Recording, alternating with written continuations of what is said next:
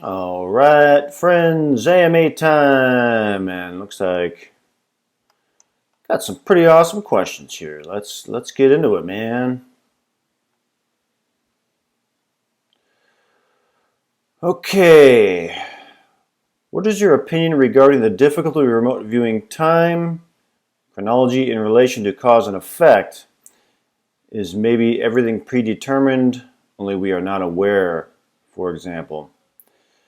That's a, that's a great question, and I don't know the answer for sure. I go back and forth between the notion that um, that we're moving that we're moving very fast through space, and that our experience of reality is way back here in the dust. And so that brings up the notion that yes, things have already happened, and we're catching up, and so some things seem to be predetermined. Um, but that's just a theory of mine that kind of makes sense to me why we would be able to predict things in the future. That's kind of my opinion on that, and because it's the only one that really makes any sense to me, and so that's kind of how I look at it. So hopefully that makes sense. All right. Are there ways to determine if the target doesn't exist, like an imaginary location or a fictional character? My answer to that is yes. Uh, one of the theories that some people put down and tried to make it as absolute truth was that a quote unquote viewer could not tell the difference between a real location and one that was just created in the imagination of the tasker's mind. That was that was a accepted fact. I have proven that to be incorrect in that I did a project several years ago. Deborah Katz reached out to me and asked me if I would be willing to, and if I had the time to work on a target for her. And I said, yeah, okay. And so I worked on it. And in the session, I had determined that I was dealing with something that was a mental construct, an idea. And and then I went on to describe what that was, even as a mental construct idea. The target turned out to be an imaginary place that her and her students had created for themselves, like a meditation space where they would create this in their own minds, like the perfect meditation space for them to go to when they wanted to meditate. So there would be waterfalls and crystals and all these kinds of things there, but it was all imaginary, and they drew it out too. So they color penciled it or whatever. So that's my example of it. Is that I proved in that project that a viewer could determine whether or not they were dealing with some kind of a mentally created space as opposed to a physical location. Now, how did I do that? Um, the the I don't want to say the essence of it, but um, it felt that way to me, and I could find the difference in that feeling only because I have done so much exploratory and experimental stuff, and um, because of the work that I've done, I can really work to differentiate between things. Now, that doesn't mean that I'll be able to do it every single time, But if it was done once, then that breaks the theory. You know what I mean? And I did it. It broke the theory. And so, yes, a viewer can tell if they are dealing with a mental construct as opposed to a physical location. And those videos are up. I have them up on my free YouTube of all those sessions. All right, Merlin. I have learned remote viewing myself, and I have a question regarding regular practice. I think this technique is great and have proven to myself several times that it works, but why do I strongly procrastinate practicing remote viewing and don't do it even though I'm enthusiastic about the subject? Some other viewers I know have the same question, and none of them can explain their own behavior. Maybe you have an idea about this. I do have an idea about that. There's a lot of different factors involved with that that could be what's going on. There could be viewer anxiety.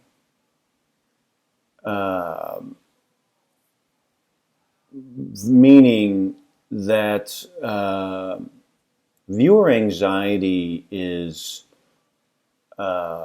when, and I'm not sure how long you've been remote viewing and how much remote viewing you do. But if you're working on projects and stuff like that, then viewer anxiety is the fear of being wrong, just the fear of getting it wrong, and that can hamper the practice. When I first started, I was practicing constantly.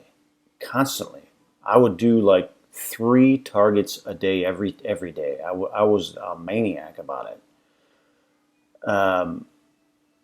Because I had a good piece of advice from this fella FM Bonsall, who was giving me some teaching.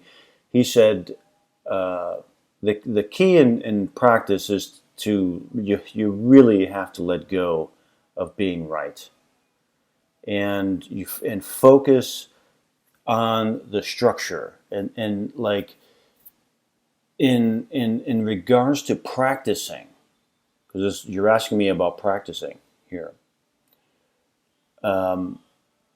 This is where the structure really does come in handy. And so when I talk about like throwing the manual in the fireplace and all that kind of stuff, I'm not talking to the brand new viewer. I'm talking to the more seasoned person, because the new viewer, they need that, in my opinion, need that structure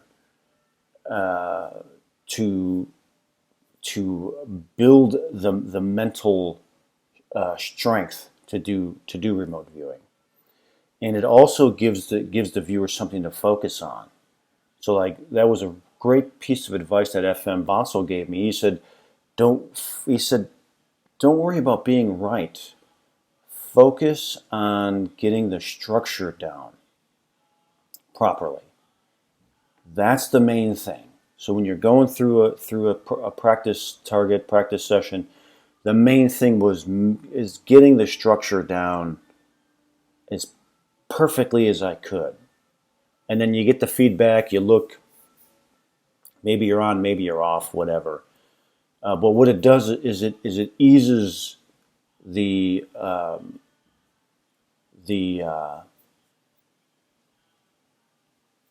hit, the punch in the face when you look at your feedback and the session doesn't match, and then there's that whole emotional thing that can be involved with it. I know all about it, man. I've years had to go through that. And so that's that's one piece of advice for that, is that when you're practicing, don't worry about getting the target right. Focus on the structure itself, and that takes your emotional need to want to get it right, which we all want to, we all want to be successful with it. But there's an emotional factor to that. So focus on the structure. The other thing is what I do, what I have set up for myself is designated times to remote view. Designated time. I like to do it early in the morning. My favorite time is early in the morning. When I'm talking early, 3, 4 o'clock in the morning. When I do my professional work, crypto viewing, or my projects with Dustin or whatever, where I'm real serious, I get up at 3 o'clock in the morning. I take a cold shower. I exercise. I meditate. I do all of my stuff. That is my time. And then I go in and I do my work a couple hours into that session, 2 hours, longer, as long as I'm not getting mentally fatigued or whatever. And that time is designated. This is my remote viewing time. And then I go in there and do it. So that's another suggestion too, is find out what is the best time for you to practice. Section out that block of time and dedicate it to doing that. That's why when you go in, you've already mentally set yourself to go in and actually do it. That may help you too. See if that helps. I have another question, if I may. Of course. Regarding economic targets, I know that they are actually not appropriate for the nature of remote viewing. Unfortunately, own experiments often do not lead to much. Courtney Brown's experimental setup seems to me to be the best on the RV scene, since there is least implied because of the masking technique. Do you know his approach? If so, how do you rate this as a remote viewer? Economic targets are very strange, and my sense is that they're difficult because there's so much emotion around economic topics. And in my opinion, that makes for those projects to be very, very difficult to be successful at consistently. I think I said in a previous video that if you're like, I have done a lot of ARV experiments with basketball game, predicting the outcome of sports games and all that kind of stuff. And there seems to be, when you first start, you're really excited, and there's kind of a success upward, it's successful and kind of a plateau, and it tends to taper off. And in my opinion, it has a lot to do with the emotions, because we're dealing with money and economics, and it's the whole topic is very emotional. And so in my opinion, that has a lot to do with it. What Courtney is doing over there, I have no idea. I don't pay any attention to Courtney Brown. I don't know what he's doing. I don't know if they're successful. I really have no idea. I don't really watch anybody else's stuff. I just don't pay any attention to the remote viewing scene outside of my own work and what I'm doing,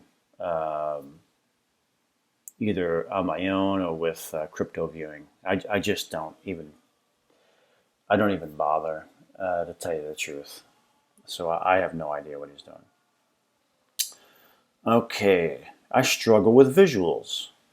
My visual IDs, VISIDs, or visual ideograms, visual ideograms, are black and gray outlines. I've nailed a large percentage during my class, as in figures of hats and dog faces and letters.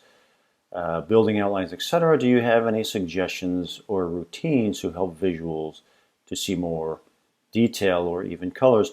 Are you taking the HRVG class through crypto viewing with, I believe CETA is doing that.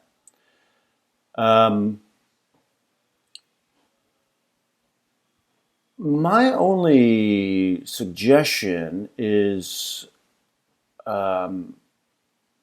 continued practice is really the only, in my opinion, the only way to increase it, because you're pumping a muscle that really hasn't been pumped in a long time. I don't personally rely on visuals too much because I have levels of aphantasia where I don't have visuals in my mind typically, and through remote viewing, I have learned to increase the visual end of it through a lot of practice of working with it. And so that's the only thing that I can say is that it's a lot of practice. One of the techniques that I thought was really cool was that when you work a practice target, and you get your feedback, you'll take that image, whatever it is. Let's say it's the Roman Colosseum or whatever, the Eiffel Tower, whatever the target is, and you look at the image and then close your eyes and look up, like in HRVG they call it the blackboard, and you want to pretty much just stare at the image and then close your eyes and look up, and you want to imprint that image in your mind as strongly as possible as a way to entrain yourself that this is what I want. This is what I want to see. And so there's a lot of training and a lot of entrainment involved with that. And a lot of practice involved to be able to determine whether or not what is coming in visually is accurate. So you want to there's just a lot of entrainment involved. It's just, the bottom line is that it's a lot of practice. It's a lot of practice, and sometimes they'll come in real strong, and sometimes they won't, and that's just the way it is. Dick, I talk about this with Dick Algar often, and he's been working with the HRVG method for over 20 years. Sometimes he's working, it's exactly as you describe. It's just some faint kind of shape, and he's very visual. So it's just one of those things where sometimes it's going to come in real strong, sometimes it's not going to come in strong, and it's just the only way to really enhance it, in my opinion, is with a lot of training and a lot of entrainment. So keep going, man. Keep it up, and yeah, keep working on it. Okay. Hello. I'm new to RV, so I apologize in advance if these questions are well answered elsewhere. No problem at all. When determining a target, is it customary for the tasker to engage in some kind of ritual, not pagan or anything, simply a routine with intention, to ensure that the target is loaded, so to speak, with consciousness? Do you find targets are easier to ascertain when the tasker has become very passionate with the target he or she has selected versus targets that are more or less meaningless? So that's a great question. In my opinion, ultimately, that really might not matter. And I'm going to say it might not matter. Because you may try that one time and it works. You may try it again and it might not work. And then you're kind of left going, I don't know what worked and I don't know what didn't work. And so it's a great experiment. It's a great thing to try and see if it works. But as far as the results, there are some that could say, well, that creates a type of entropy, and so it's kind of a stronger quote unquote signal, and the viewer, may be more likely to be drawn to that type of heightened energy or that type of heightened emotion. And that, again, may or may not be true. And it may work sometimes and it may not work other times. So my answer to that, because I'm very familiar with the idea, and I talked about this, I think, in one of the other previous videos too, where in the military they did some experiments with this type of thing, where they would have the tasker and the feedback event as a big attempting of a big high entropy event to see if that would make the viewing any better. And ultimately, sometimes it might work, sometimes it might not work. So my answer to that is when thinking about that kind of a thing,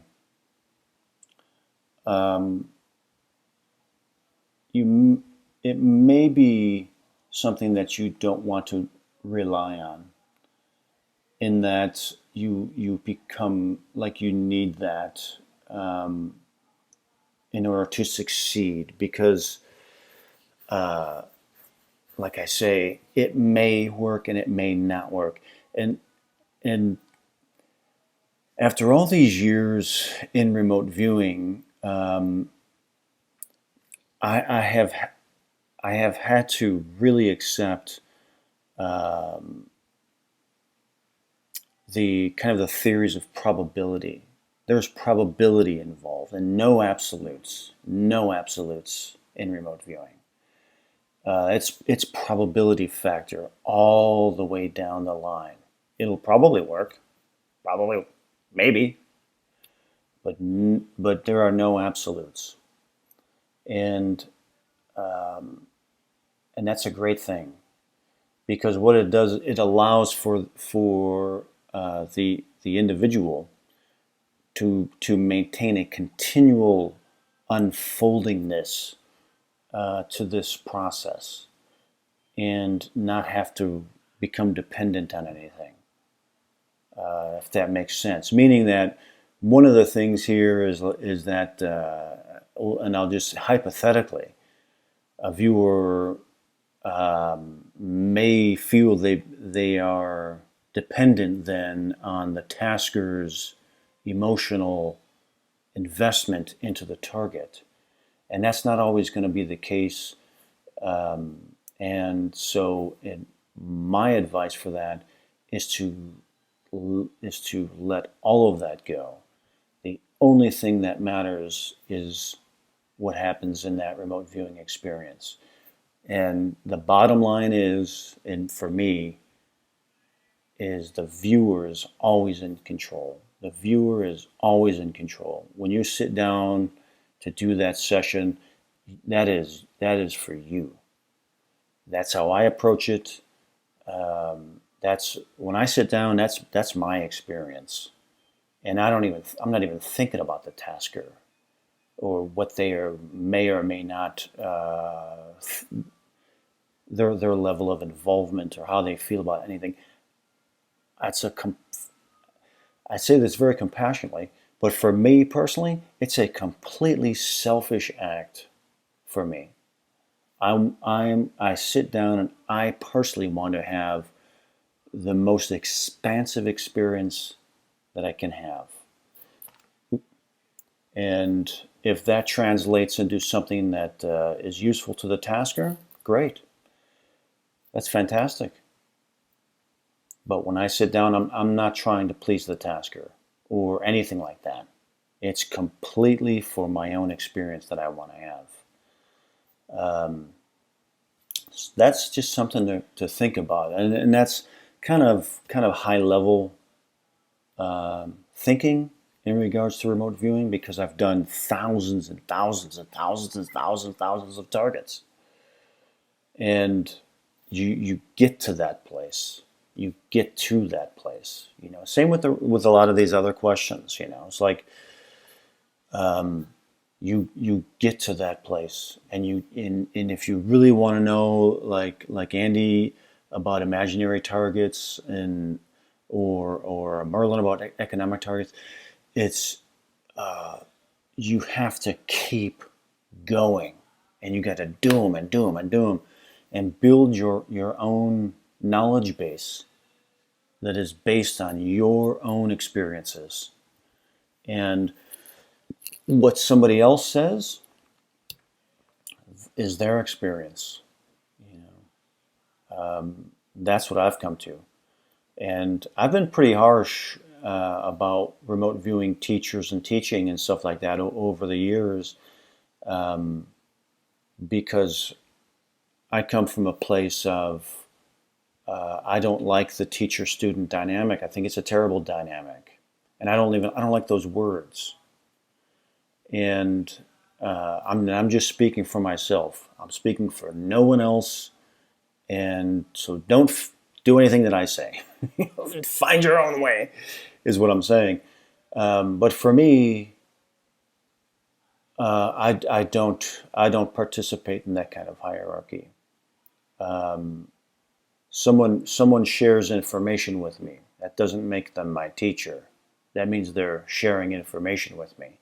And if I share information, that doesn't make that person my student.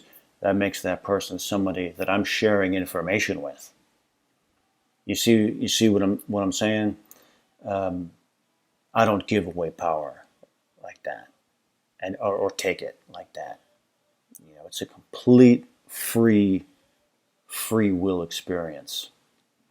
And so those are the questions. Great questions. Keep them coming. Hopefully my answers will just inspire more questions.